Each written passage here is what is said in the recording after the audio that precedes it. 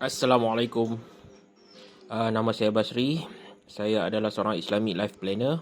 So malam ni saya nak buat sedikit video tentang Lot Lidi. Apa itu Lot Lidi? So Lot Lidi ni biasanya melibatkan tanah status pertanian lah. Tanah status pertanian dan melibatkan tanah rizab Melayu lah kebanyakan. Kebanyakan tanah rizab Melayu dia status pertanian. Ada juga yang status bangunan kan, ke majoriti lah kita kata. Lot Lidi ni banyak berlaku di negeri Kedah dan Selangor lah. Dua paling tinggi ni Kedah dan Selangor kan. Negeri lain pun ada. Cuma kita nak bincang apa masalah Lot Lidi. Lot Lidi ni satu memang tak dibenarkan lah oleh mana-mana kerajaan negeri. PBT tak akan luluskan lah. So 1 ekar biasanya Lot Lidi, lot tanah pertanian, 1 ekar hanya 1 nama. So dia tak boleh banyak nama. So bila kita kata Lot Lidi, biasanya owner lah. Owner dia akan pecahkan lot tu kepada beberapa petak lah. Kemungkinan ada 15 lot kan untuk 1 ekar. Kita bagi contoh, bergantung kepada keluasan dan juga susunan tanah tu. So orang akan beli lot ni dengan harga yang murah kan, dan bina rumah. So sebab tu Lot Lidi dia tak boleh dicagarkan sebab atas nama owner. 1 ekar hanya 1 penama saja, jadi nama owner. So dia orang akan beli lot dan bina rumah. Secara am dia memang beli rumah dia orang boleh masukkan elektrik dan juga orang kata bil api, bil air. Tapi dia punya grant tu tak diluluskan untuk dikeluarkan sebagai, maksud dia kalau kata dia orang nak convert, dia kena convert kepada tanah bangunan dulu. Bila lepas bangunan baru dia orang boleh pecah-pecah balik. So kalau kata dia kekal dalam nama sebagai status pertanian, memang tak boleh lah. Dan salah satu sebab 1 ekar biasanya tanah pertanian ni 30,000, 40,000 kan.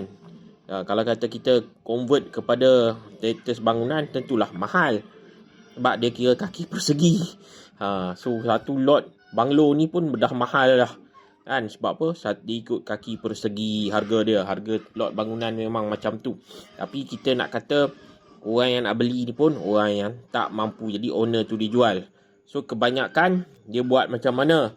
Dia upah lawyer. Lawyer, apa kerja lawyer? Lawyer sediakan surat ikatan amanah. Surat ikatan amanah untuk lot pertanian kan. Surat ikatan amanah di mana pemilik-pemilik ni dia ada nama dalam surat ni lah kan.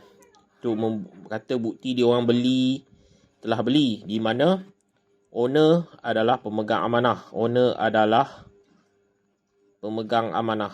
Owner ni nama dia still ada dalam grant, tapi dia cuma declaration lah. Surat ikatan amanah dibuat oleh lawyer kan. Owner adalah pemegang amanah, dicop oleh Pesuruhjaya Sumpah. Nak bagi official lah, Pesuruhjaya Sumpah. So benda ni nampak macam legal tapi tak legal. Legal tu maksud dia sah di sisi undang, tapi sebenarnya tak sah di sisi undang-undang.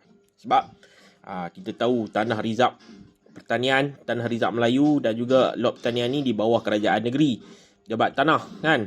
So Pejabat Tanah ni ada kuasa bukannya surat ikatan amanah. Sebab tu saya kalau kata sebut surat ikatan amanah ni kita kena tengok kan. Lawyer boleh buat kan, cop Pesuruhjaya Sumpah tu pun boleh buat kan. Tapi adakah ia sah dari segi undang-undang? Sebab memang nama pembeli ni tak boleh masuk dalam grant. So grant kekal nama grant, dia cuma sebut je. Masalah utama apabila inilah grant nama owner. So apabila owner ni meninggal dunia, dia jadi pusaka. Pusaka maksud dia perlu waris faraid lah, persetujuan waris faraid. Kalau waris faraid tu dia akan uruskan dan masukkan nama-nama waris lah dalam grant ni. So apa fungsi surat ikatan amanah ni? Tak ada fungsi pun, tak boleh guna pakai. Kalau kata nak bawa Kalau kata waris faraid ni setujulah nak letakkan ni pun tak boleh. Sebab pejabat pusaka kecil atau pejabat tanah dia hanya terima nama waris faraid sahaja. Sedangkan surat ikatan amanah ni dia kena pergi bawa dekat mahkamah. Kalau kata, tapi tu lah problem dia tak ada local standee. Local standee ni orang panggil dia tak ada kesahihan dari segi undang-undang sebab dia adalah tanah status pertanian, tanah rizab Melayu. So dia tak ada local standee, nak bawa pergi mahkamah pun tak laku kan. Nak masukkan nama pun tak boleh. Jadi hak milik waris faraid. Ini jadi masalah. Macam mana kita nak pastikan kalau kita dah terbeli? Ramai juga yang dah bina, duduk situ dah 10 tahun, 20 tahun. The owner masih hidup. So, apa yang penting yang kita boleh buat nak halang daripada dah jadi pusaka? Kan? Kalau dah jadi pusaka, dia jadi hak milik waris faraid. Nanti waris faraid nak jual. Jual dekat siapa? Mungkin dekat pemaju. Jual dekat orang lain. Jadi, banyak dah kes di mana orang-orang yang bina rumah ni kena halau, kan, diambil perintah mahkamah sebab dari segi undang-undang tak iktiraf. Bila tak iktiraf, jadi memang jadi satu, orang kata, tak elok lah kan. Benda ni sepatutnya dari segi agama waris faraid haram ambil, tapi dari segi undang-undang halal pula kan. Ini jadi masalah. So macam mana kita dari segi undang-undang kita nak pastikan pembeli tanah lot yang dia beli daripada owner asal tu terbela. Jadi kenalah, tak boleh pakai surat ikatan amanah ni. Surat ikatan amanah ni tak ada power. Sebab bila power dia tak ada, kita kena cari power lain lah kan. Kita kena cari power probate. Probate dia adalah power mahkamah tinggi melalui wasiat. So macam mana nak masukkan dalam wasiat? So dalam wasiat kita ada satu akta dipanggil harta amanah. Harta amanah. So owner kena declare lah. Owner declare tanah tu adalah amanah. So minta wasi. Wasi tu maksud dia asalihin trustee lah.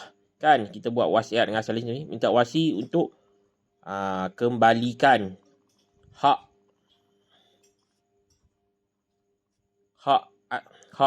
pemilik asal. Hak pemilik asal tu pembeli itulah.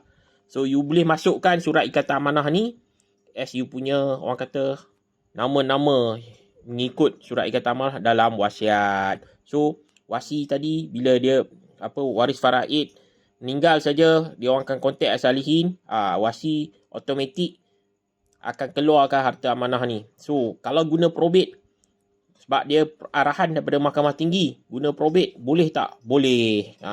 Bolehlah masukkan nama-nama tadi dalam tanah lot lidi. Kenapa probate boleh? Sebab probate ni, dia mahkamah tinggi.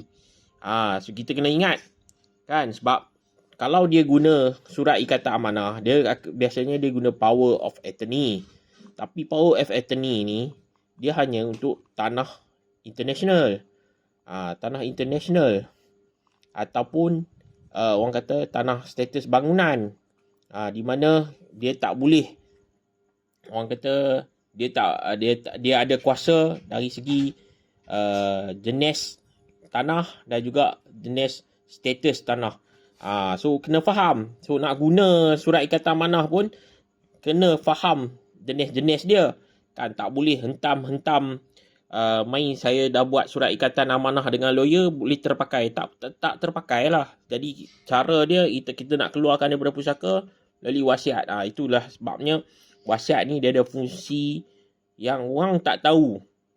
Orang di luar sana dia hanya dia fikir wasiat ni sekadar hasrat je. Tak, kita boleh keluarkan mana-mana harta yang bukan milik kita tapi atas nama kita lah. Kan? Contoh macam owner tanah lot ni dia dah jual. So dia boleh isytihar tanah geran tu bukan milik dia lagi tapi adalah amanah, minta pulangkan semula. So dia bukan saja untuk lot lidi. So juga untuk mungkin orang kata untuk orang yang buat orang yang buat pertanian. Contoh, orang buat pertanian. Pertanian ni, dia orang beli tanah tapi 1 ekar sebab tanah Rizal Melayu. 3 orang, 4 orang kongsi modal. 4 orang rakan kongsi lah. Rakan kongsi tapi yang masuk dalam nama ni seorang saja. Kan, sebab 1 ekar 1 nama, 1 geran tu. Jadi dia orang buat pertanian, mungkin buat contoh kandang kambing kata, lembu, peternakan lembu dan kambing. Tapi bila dia meninggal, tak ada lagi 3 orang rakan di luar, dia akan jadi pusaka kawan ni.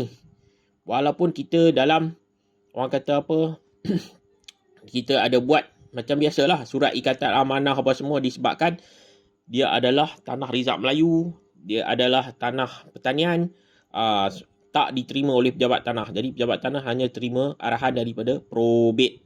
Probate nak dapat mana? Kena ada wasiat saja. Wasiat saja boleh ada probate.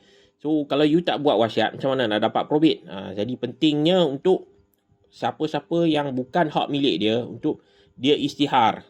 Dia boleh istihar, contohnya milik dia adalah 1/4 saja, lagi 3/4 tu adalah milik kawan ni, kawan rakan kongsi dia. Jadi kalau kata pusaka pun bahagian ni saja, yang bahagian lain tetap masuk nama 3 pemilik ni, boleh dimasukkan selepas kita kata dapat probate.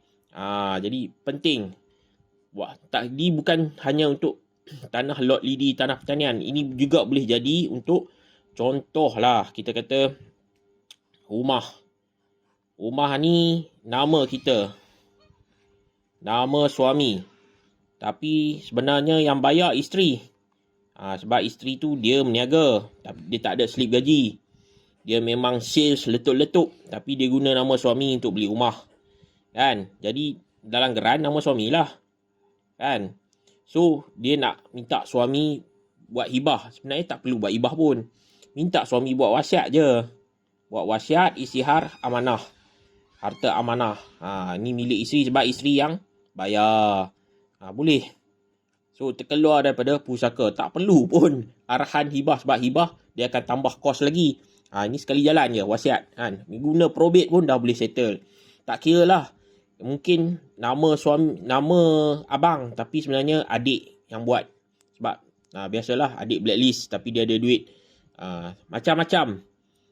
Ataupun apa kita kata, buat atas tanah mertua, contohnya mertua, tapi mertua bagi tanah ni dekat menantu, kan, bahagian ni dah ukur siap, dah bagi bina rumah. Jadi mertua buatlah wasiat. Hibah tak boleh guna. Jadi dia guna amanah lah. Dia istihar bahawa dia dah jual dah bahagian ni, ataupun dah berikan kepada menantu dia untuk buat rumah, ataupun anak dia ni nak buat rumah. So dia orang boleh istihar benda ni sebagai amanah. Tak kira lah. Sebab apa, amanah ni dia ramai orang dia fikir dah ada surat lawyer dah cukup. Sebenarnya tak cukup lagi. Kan, disebabkan oleh macam saya kata tu, ada masalah dari segi satu, dia kena ada power of attorney. Tapi power of attorney ni tak orang kata tak berkesan lah. Kalau kata tanah tu status pertanian Rizal Melayu, tambah-tambah kalau kata tanah di Negeri Sembilan, tanah adat, lagilah tak boleh kan. Dia tak boleh. Jadi probate tu dia boleh bantu override lah, untuk masukkan, keluarkan harta pusaka, kan, harta amanah tu daripada harta pusaka, dah masukkan nama-nama orang lain. So siapa-siapa yang ada buat perniagaan ataupun pertanian, kan, ada siapa-siapa yang buat serahkan pada anak, untuk anak dan menantu lah, kan, ataupun memang menantu tu ada duit, you bagi dekat tu tanah tu, you just istihar saja dalam wasiat, bahagian tanah tu berapa kaki persegi, kan, atas geran tu buat je lukisan dengan jeruk ukur, kata bahagian ni saya dah adalah pemegang amanah saja. Rumah ni adalah milik menantu saya. Jadi dari situ kita boleh dapat. Sama juga mana-mana isteri yang tolong bayar rumah, sebab suami dia ada slip gaji tapi dia tak ada, kan. So dia boleh bagi melalui amanah. So benda ni kita boleh keluarkan melalui orang kata status amanah dalam wasiat tu lah. So kita boleh isytihar supaya pusaka kita ataupun harta tu dia tak dimasukkan sebagai harta amanah. Kita kena faham harta amanah ni dia bukan pusaka, dia adalah milik orang lain. So salah satu dia kita kena tulis wasiat ni nak pastikan supaya waris faraid tak makan harta haram walaupun dia bahagi secara faraid. Tapi haram. Haram tu apa maksud dia haram tu? Bukan harta dia. Jadi dia kalau dia cakap mulut saja tak terpakai dari segi undang-undang, itu masalah. Kan kita ada dua sudut. Satu dari segi hukum, satu dari segi undang-undang. So kalau you dah bagi tanah tu ataupun you dah jual tanah tu, kan, adalah better untuk you untuk kita lah isytihar benda tu. Kita hanyalah sebagai pemegang amanah walaupun dalam orang kata dalam geran kan masih lagi nama kita, sebab benda ni melibatkan hak orang lain. Bila jadi kita kena pastikan waris faraid kita tak makan harta haram dan hak orang lain tak teraniaya.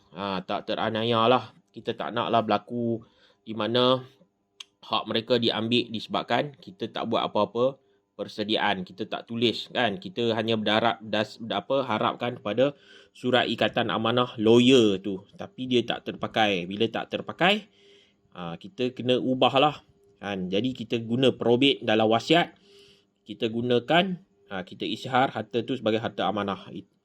Okey, Assalamualaikum warahmatullahi wabarakatuh.